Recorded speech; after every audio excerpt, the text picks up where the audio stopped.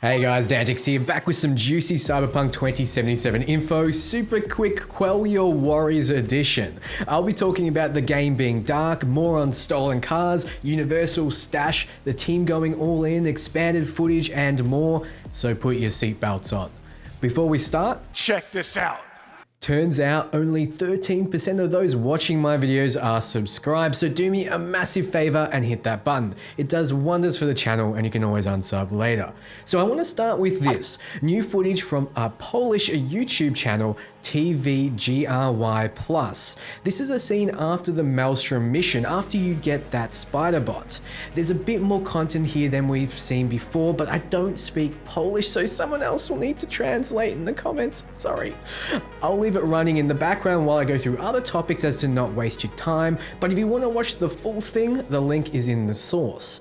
Do note that Dexter offers you the next mission, which is to infiltrate Konpiki Plaza using the spider bot. Yorinobu Arasaka is involved. The finer details are swinging into spoiler territory, so I'll leave that up to you to translate or check the comments. Next, Reddit user Gone Till July has noticed some finer details in this car's interior. Specifically, the displays are playing up in a way that suggests that not everything is right within the car. There are 4 possible reasons for this. One, most unlikely, being the car is just like that. The next could be an enemy is hacking into the vehicle.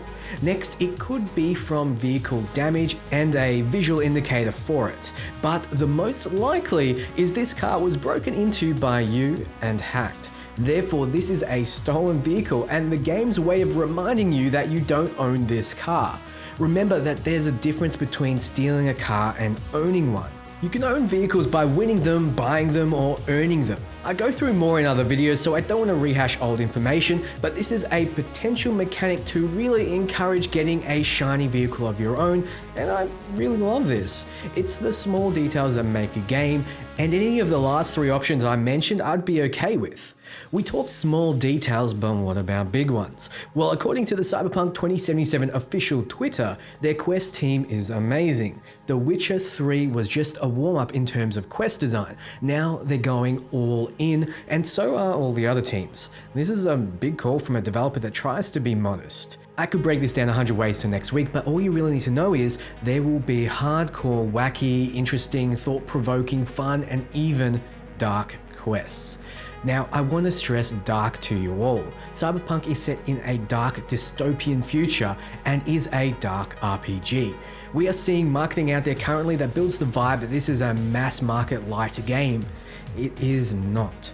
Marcin Momot, the global community lead, says Cyberpunk 2077 is a fully fledged RPG with choices and consequences that matter, deep character progression, and an awesome story on par with the ones from the Witcher games. You will not be disappointed. Also, the game is very dark, which you'll see on November 19th.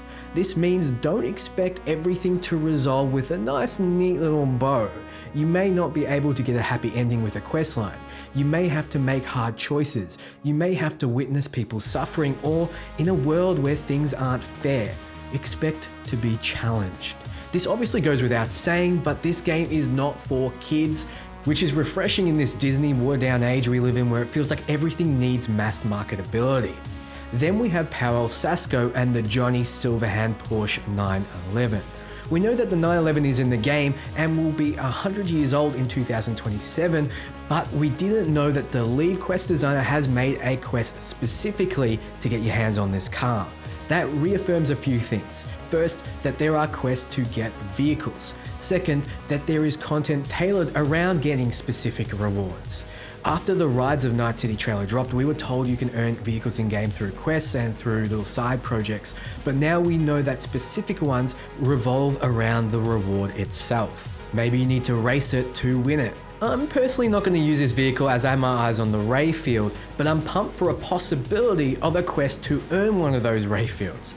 Speaking of vehicles, it turns out you can store items in the cars you own, so they act as a sort of mobile stash. Miles also jumped in to say, all your cars are connected in that regard, and even connected to your apartment storage. So if you dropped a weapon in your apartment storage, you can access it from your ray field and then access it again from your My. It's a universal stash between things you own. This also means that you will have limited inventory space, or there would be no need for a stash. I'm not sure if they'll go the Bethesda route or the traditional limited space route, but the good news is that your stash will be easy to access, as you can summon your vehicle to you at any time outside of combat. Finally, look how cute Meredith Stout is with long hair and a smile. That is all.